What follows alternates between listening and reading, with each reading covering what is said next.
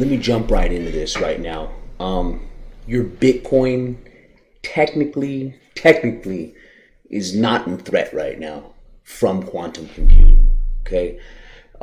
There are a few different places that are working on quantum computing. They're not per se going after Bitcoin itself, as far as anybody knows. I mean, who knows? But the U.S., Swiss, Austria, Japan, those are some of the places that are going after it, but or that are working on quantum computing, I should say, and have systems set up. China is in the works of doing it, and in that country, who knows what they're really doing.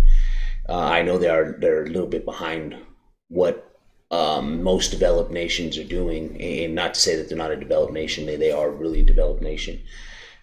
They're just behind a lot of people because I think a lot of their stuff is not stolen. It's bought. I mean, they buy it. Whether it's fair and square is another debate. But they buy it from different countries, or people that are selling secrets and stuff like that. And there's a lot of that goes on with a lot of countries and in a lot of different companies and stuff like that aren't specifically tied to a country. So there are things like that. So a lot of people were in an uproar about this quantum computing things a few weeks back, well, not even, maybe like a week and a half ago.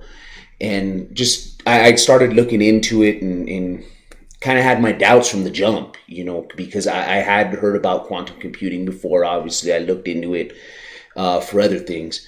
And besides Bitcoin, because there are other uses to this. The world doesn't revolve around cryptocurrencies. I know that's what we wish, we hope. One of these days, maybe it will revolve around that. There'll be no more. The petrodollar will fall to the wayside, and the Bitcoin Maximus or the XRP army or whatever will rise, or whatever will come to fruition. We'll see. It's up in the air, definitely.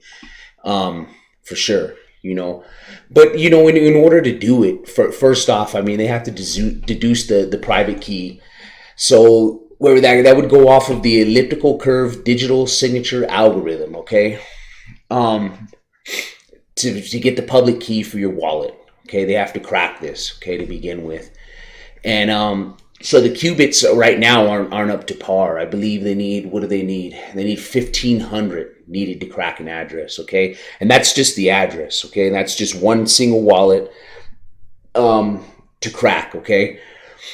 To crack that, and the computing power is just not there yet, and for a couple of reasons, and I'll show you why.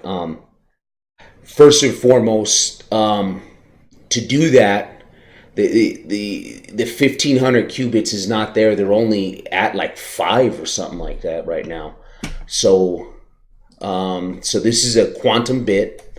Okay, it's the measurement that you use. So the fundamental unit of information in a quantum computer, capable of existing in two states, 0 or 1, simultaneously or at a different time, because your computer runs 0 1 0 1 0 1, and that's all it can do. Okay, and that's the whole realm of quantum computing. That's the whole draw of it, is because it can do both. It can exist in both timelines, timelines or dimensions, realms. Nobody quite really knows, honestly. I think it's realms. Who knows as of right now what it could be? Obviously, no one's cracked it, because if they had, they would have some kind of definitive substance to what's in there, because no one knows what's in quantum space. No one's been there and come back or set a measurement device in there and come back to see what's in there. The next step that they would have to do past the wallet is to hack into the whole network itself, to perform a 51% attack. They would overtake the network, overwhelm the miner nodes, and then start validating their own blocks, and then that would make Bitcoin worthless, and other cryptocurrencies as well. I mean, I obviously they'd go after that one first, but what if another coin rises first, and but there are things being worked on already that have been proposed. They're not actually ready yet, but there is qubit, okay, and it's just going to make it quantum computer proof, okay. This is a whole article on that, kind of laying it out, kind of what their proposal is. And like I said, it's just a proposal. It hasn't been set out, but I'm of the mindset that quantum computing, will come with quantum solutions and quantum problems, and they'll all come together. Okay, there's going to be a problem to every solution, just like anything else. Just like when they're doing, like for diseases, there's always some kind of cure out there that we're looking for, and somehow we mesh it together and we get it going. What was that movie, Medicine Man, with Sean Connery, right? And he found the cure for cancer in the jungle and all that. So the same thing with this. I think there'll be a solution out there for it. And I think man is becoming smart enough to figure out the solutions to all the problems that they create, because these are all problems that we all create for each other, for mankind. And I just think there's going to be encryption services for all of this figured out, and it's not going to be a big problem. I really don't think so. And besides, IBM is already disputing that they achieved this feat, of quantum supremacy, or whatever they want to call it. And so they've already disputed it and said, and the reason is because of the hardware factors, the chips and stuff that are needed for it. They don't exist. They need to be made still. They need to be invented still. And they don't know how to do it yet. That's the whole thing, is they don't know how to do that yet, to make it run functionally, to make it do something. I mean, yeah, maybe they may say, okay, yeah, we eked into the quantum realm for a nanosecond or whatever, but what did you really accomplish by doing that? Nothing. I mean, it's not like you can use that to solve an equation like this, or crack the genome in a split second or whatever. It hasn't happened yet. So, and also, software is going to have to tie into that. That's all going to have to be written. I mean, we're talking about some time down the road. I think we have some time to figure out, like I said, to figure out solutions to these problems that are proposed. And I think it's great, get the dialogue started and start talking about it. I mean, because even Vitali right here on Twitter, he even talked about it here, and he doesn't think that it's there. What did he say? Computing what a hydrogen bomb. The supremacy stuff so far is that it is too real quantum computing what hydrogen bombs are to nuclear fusion. Proof that a phenomenon and the capability to extract power from it exists, but still far from the direct use toward the useful things. Okay, in kind of like what I went over there. The stuff isn't out there yet to bring this to fruition. It's just not there yet.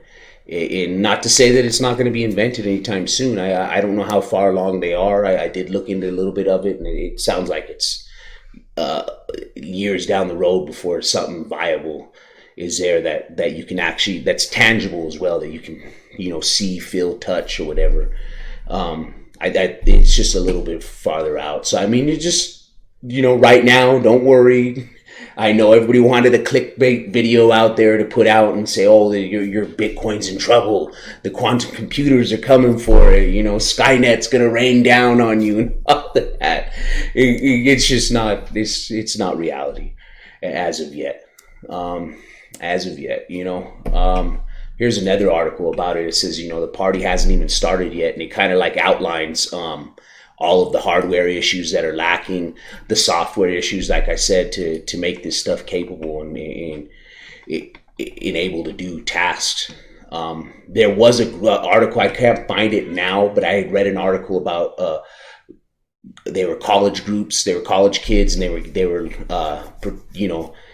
putting together proposals for time on a quantum computer on a D-Wave, which is a lot not a lot, but a smaller computer than the one that is claimed to have reached supremacy. And